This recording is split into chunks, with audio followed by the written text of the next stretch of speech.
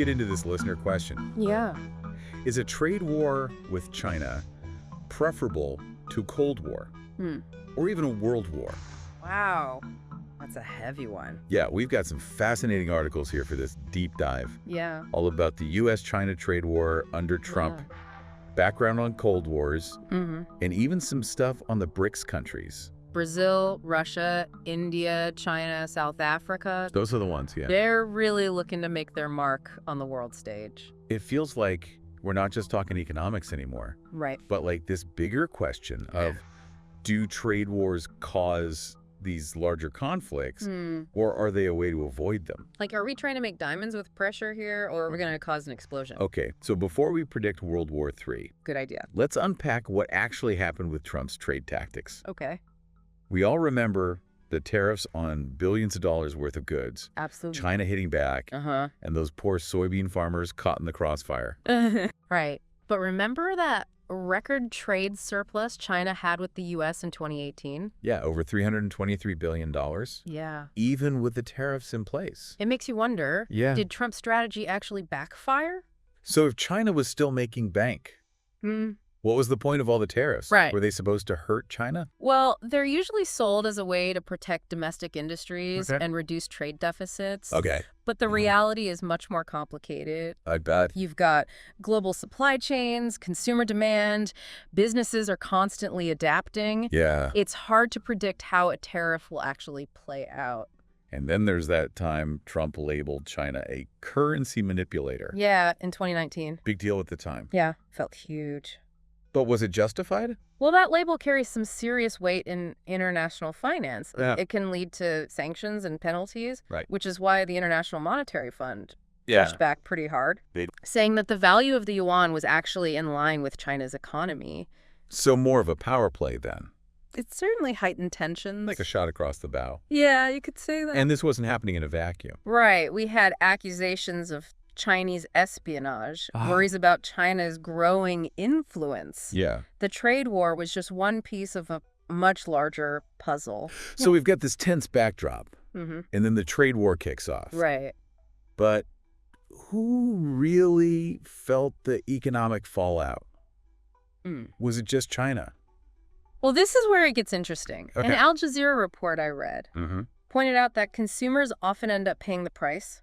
Literally. Literally, yeah. Because of higher prices due to tariffs. It makes sense, though. Yeah, if a business has to pay more for imported stuff, Right. they're going to pass that cost on to us shoppers. Exactly. I bet we all saw prices going up, Yeah. even if we didn't connect it back to the trade war at the time. Right. It's easy to miss those connections. And it goes beyond the price of individual items. Right. Trade wars can shake the entire economy. Wow. Stock market swings, consumer confidence taking a hit, Right. even job losses. Oh, no. Some economists estimate that Trump's trade war cost hundreds of thousands of jobs Really? right here in the U.S. So it's not just about tariffs on soybeans. It's much bigger. It's this whole web of consequences. Absolutely. And remember when Trump urged American companies to find alternatives to China? Like pack up and go somewhere else. Yeah. But did companies actually listen? Well, a president has influence, sure, but there are limits, Okay. especially with global trade. Right. Companies have to think about their own bottom line, Yeah. costs, logistics, access to markets. It's complicated. It is. So it sounds like trade wars are a gamble. Yeah. Where the outcome is hard to predict, and it could backfire on everyone involved. That's a good assessment. Yeah. And this leads us right into your question about the BRICS nations. Brazil, Russia, India, China, and South Africa. Right. And how they stack up against the U.S. and Europe in a potential trade war. Yeah. To answer that, we need to break down what GDP really tells us about economic power. And if it's the be-all and end-all for deciding who'd win a trade war showdown. Right, because it feels like Yeah. that's how we often talk about countries. Yeah. Who's got the bigger GDP? Right. Like who's winning. Yeah, who's winning the global economy game? Exactly. So GDP, or gross domestic product, Yeah. measures the total value of goods and services produced within a country. Okay. It's a common yardstick for economic strength. But it's only one part of the story.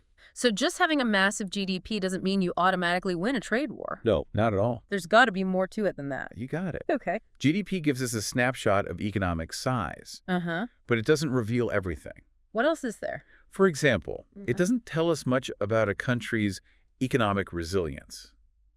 Economic what? Resilience. Yeah. How well it can handle shocks and adapt to change. So a country could have a huge GDP, Right. but be super vulnerable if their supply chains get disrupted, Exactly. or if consumers suddenly change their spending habits. Exactly. Other factors matter just as much, Like what? if not more.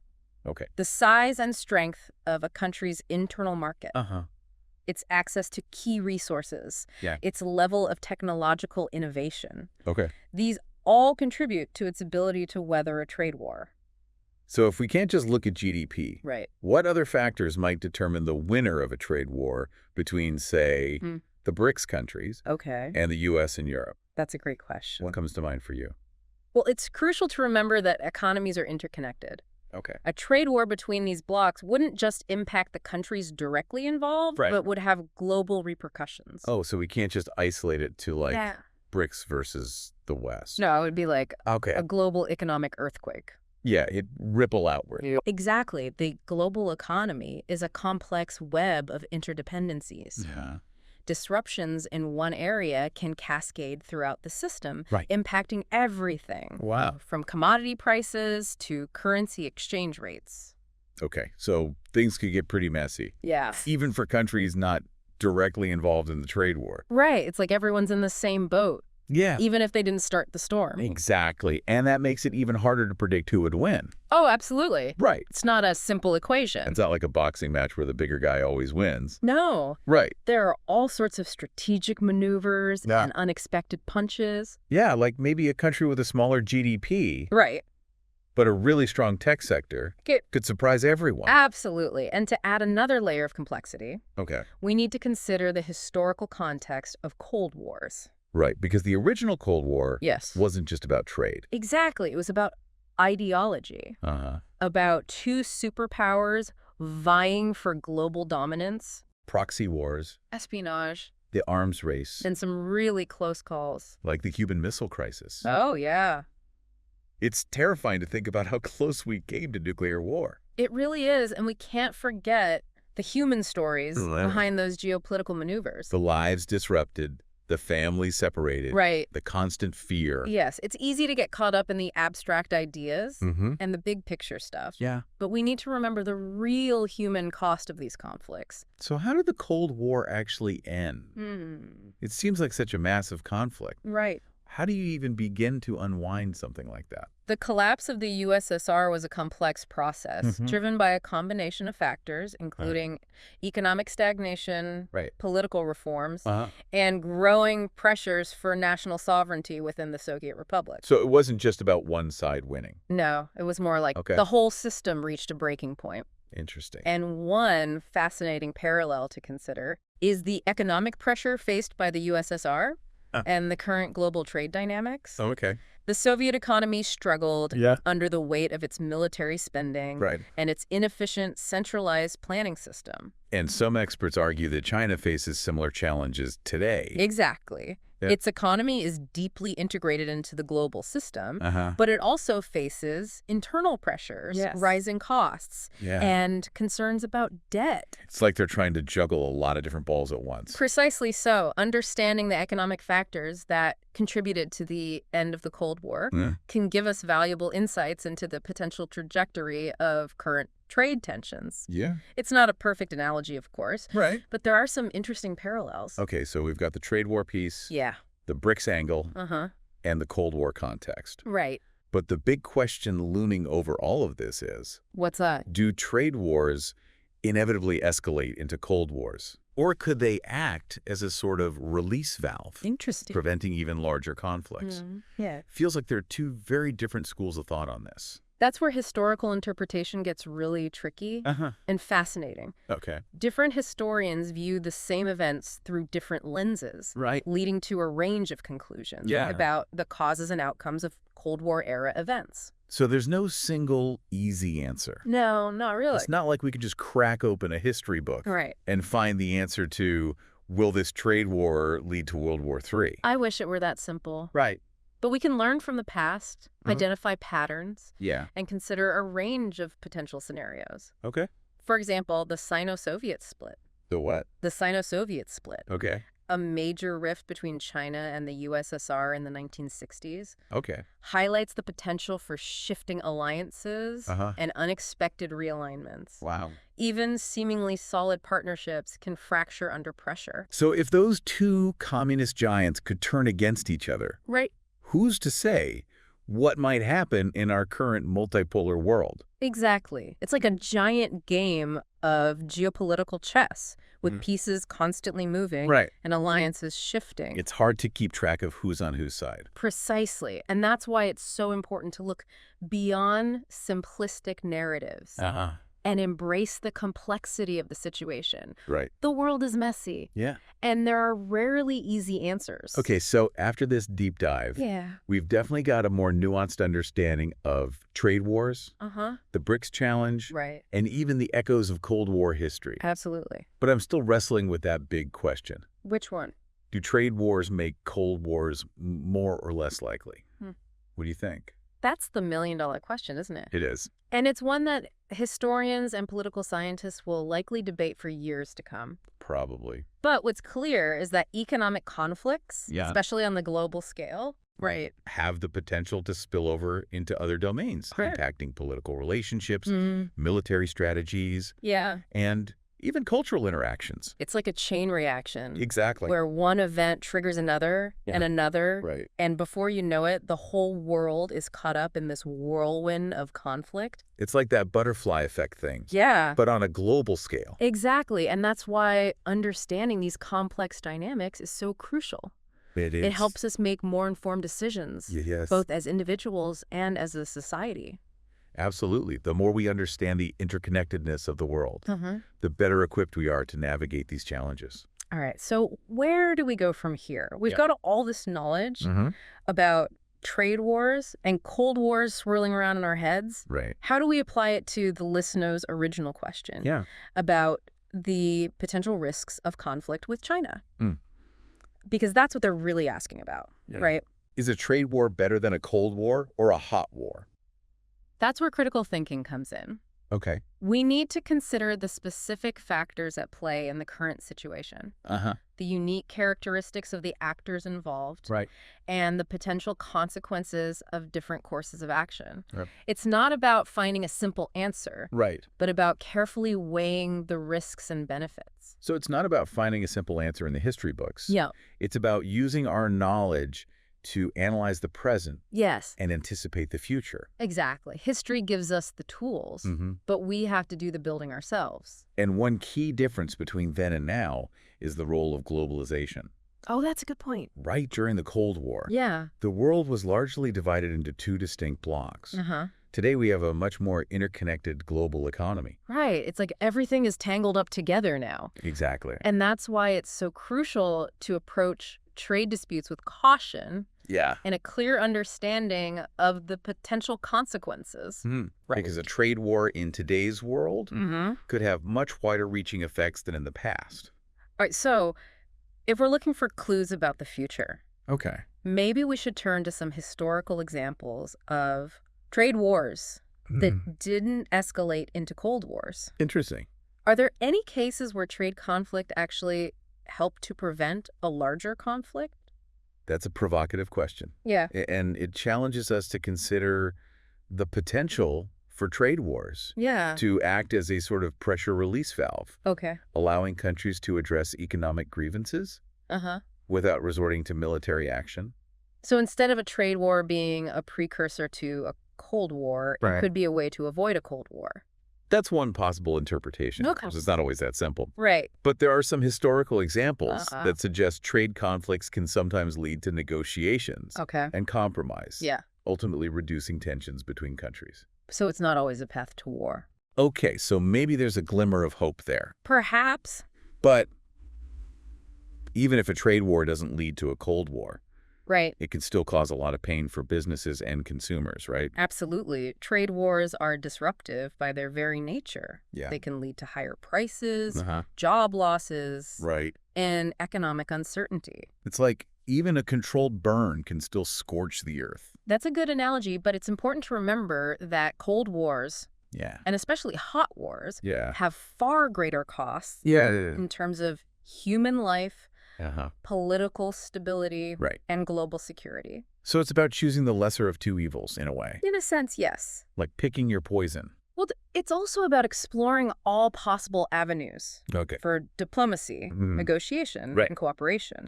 Trade conflicts don't have to be zero-sum games, where one side wins and the other loses. There's always room for finding common ground and working towards solutions that benefit everyone. Right. It's about finding solutions that benefit all parties involved. Yes. Or at least minimize the harm. Exactly. But that sounds awfully idealistic.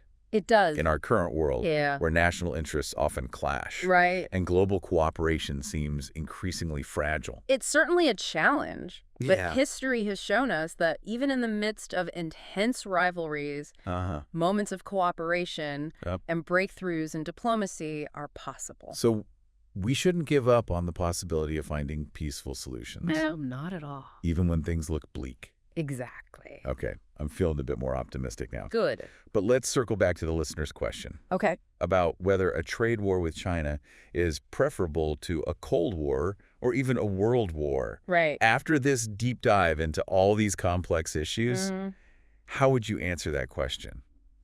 That's a tough one. It is. But I feel like we've covered a lot of ground. You have, and I wouldn't presume to give a definitive answer. But I think we can safely say that all of those scenarios, trade wars, Cold Wars, and especially world wars, are highly undesirable. They all carry significant risks and costs. It's not about choosing the best option. But about avoiding the worst outcomes. So it's not about choosing the best option. It's about doing everything we can to prevent any of those scenarios from happening in the first place. Exactly. It's about prioritizing diplomacy, pursuing multilateral solutions, and building bridges of understanding across cultural and ideological divides. It's about recognizing that we're all in this together. And that conflict ultimately hurts everyone involved. I can get behind that. Good. But it sounds like a daunting task. It is. Especially in our current world. Which feels so polarized and divided. It does feel that way sometimes. Like everyone's dug into their own trenches. And no one wants to come out. It is a necessary task, though. The alternative spiraling into conflict and confrontation is simply too dangerous to contemplate. We have to keep striving for peace, even when it feels like an impossible dream. The stakes are incredibly high. They are? We're not just talking about economic losses or political power plays. We're talking about the future of humanity. It's a sobering thought. It is kind of heavy to think about. But it's also a motivating one. We have a responsibility to use our knowledge, our critical thinking skills, and our collective will to create a more peaceful and prosperous world. We can't afford to be passive observers. We have to be active participants in shaping our future. All right, that's a powerful message to end on. I hope so. But I know our listeners are curious about those BRICS countries. And their potential to shake up the global economic order. We talked about GDP. We did. But what about other measures of economic power? Are there any alternative ways to assess who would win a trade war? That's where it gets even more interesting. GDP is a helpful metric, but it doesn't tell the whole story. So what else should we be looking at? We need to consider factors like a country's control over key resources. Its manufacturing capacity, its technological innovation, and even its social cohesion and political stability. What do you mean by that?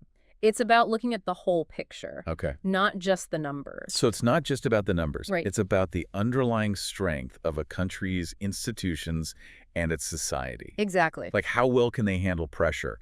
How adaptable are they? How united are they? Exactly. And one fascinating aspect of the BRICS countries is their diversity. They represent a wide range of economic systems, political ideologies, and cultural values. But they're not a monolithic bloc. No, they're not. Like the Soviet Union and its satellite states during the Cold War. They're a collection of very different nations with their own unique strengths and weaknesses. So analyzing their potential in a trade war is even more complex. Oh, absolutely. It's like trying to predict the weather in 5 different parts of the world at the same time. We need to understand their individual strengths, their vulnerabilities, and their potential for cooperation or competition with each other. It's a fascinating puzzle. It is. And there's no easy answer. No. And it's a testament to the complexity of our globalized world. That we can't just rely on simple answers or easy predictions. The world is constantly changing.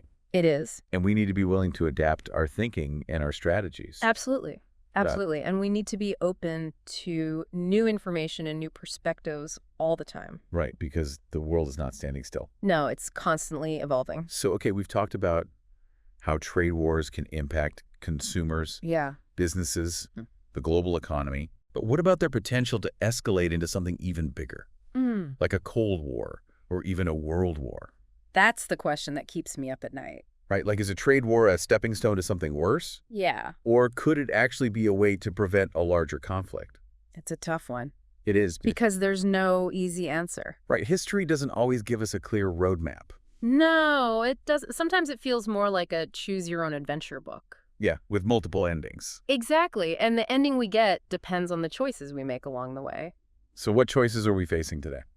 Well, I think the first choice is whether to view trade as a zero-sum game. Okay. Where one country's gain is another country's loss. Right. Or whether to see it as an opportunity for mutual benefit.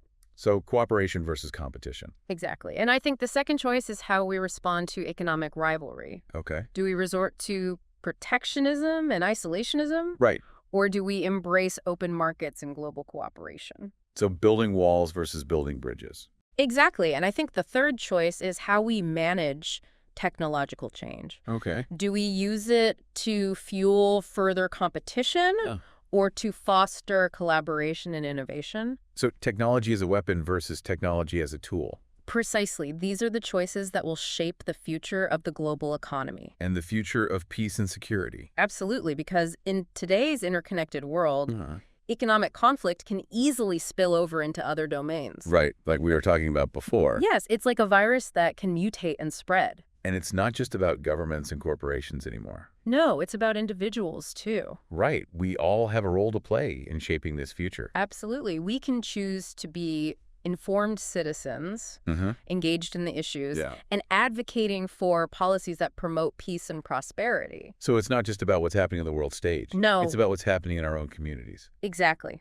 We can make a difference by supporting businesses that practice ethical sourcing, by investing in sustainable technologies, and by promoting cross-cultural understanding. So even small actions can have a ripple effect. Absolutely, because every choice we make sends a signal to the market, to our leaders, and to the world. So let's choose wisely. I agree. Okay, so we've explored trade wars, touched on the BRICS countries, and even delved into the history of Cold Wars. It's been quite a journey.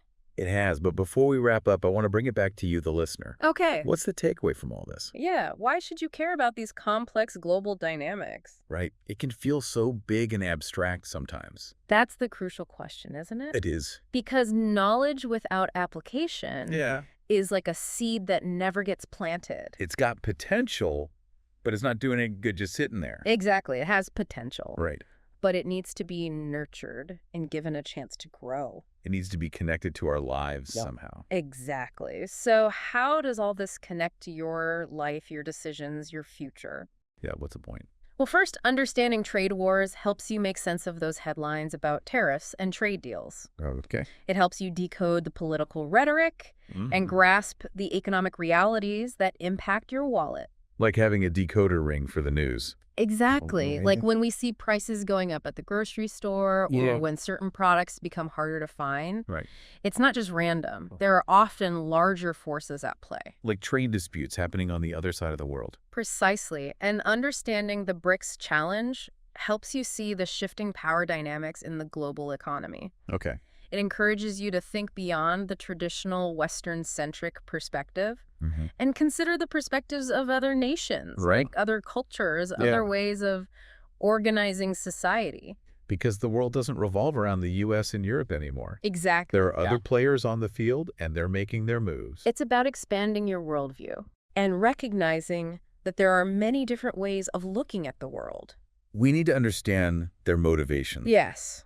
Their goals, their strengths and weaknesses. Exactly. And learning about Cold War history. Right, even though it seems like ancient history to some. It does to some. Provides a valuable framework. It does. For understanding the potential risks and consequences of geopolitical rivalry. Exactly. It helps us identify patterns, anticipate potential flashpoints, right, and recognize the dangers of escalating tensions.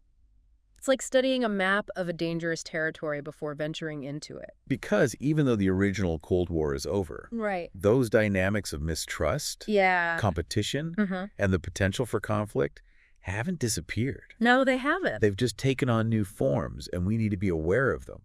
That's a key insight. Yeah. History doesn't repeat itself, right, but it often rhymes. So we need to pay attention to those echoes of the past as we navigate the complexities of the present. Absolutely, we can learn from the mistakes of previous generations Wow. and hopefully avoid repeating them. Okay, so we've connected the dots to our everyday lives. We have. But I want to leave our listeners with a provocative thought. Right. Something to really ups one. Okay. If history doesn't repeat itself, but it often rhymes. Right. What's unique about our current moment in time? That's a good question. What factors might change the old patterns? And create a different future than the one we might expect based on history alone? That's a tough one. Is there anything that gives us hope that things might turn out differently this time? Now you're getting to the heart of it. I am. Because we're not just passive observers of history. Yeah. We're active participants in shaping the future. We are. And one unique factor in our present-day world is the accelerating pace of technological change. Oh, right.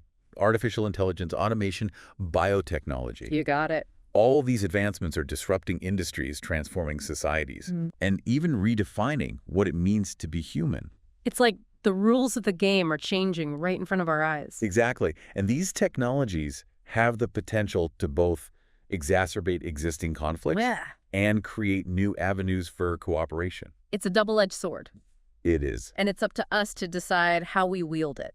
It's like we're standing at a crossroads. And the choices we make today will determine the course of history for generations to come. That's a powerful way to put it. It's a lot of responsibility. It is. But it's also an exciting time to be alive. And it highlights the importance of informed decision-making, ethical considerations, and a commitment to building a future that benefits all of humanity.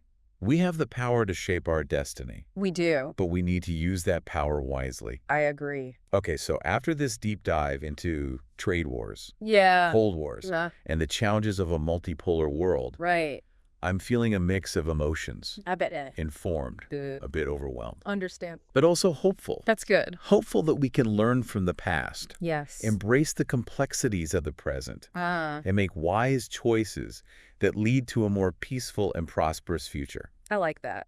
It's not going to be easy. No. But it's definitely worth striving for. That's the spirit. Right. Because knowledge isn't just about accumulating facts. It's about empowering ourselves to act wisely and create a better world. Right. It's about understanding the challenges we face. And working together to find solutions. So to our listener and to everyone out there, keep exploring. Keep questioning. And keep those critical thinking skills sharp. The world needs engaged and informed citizens more than ever. Until next time, happy deep diving.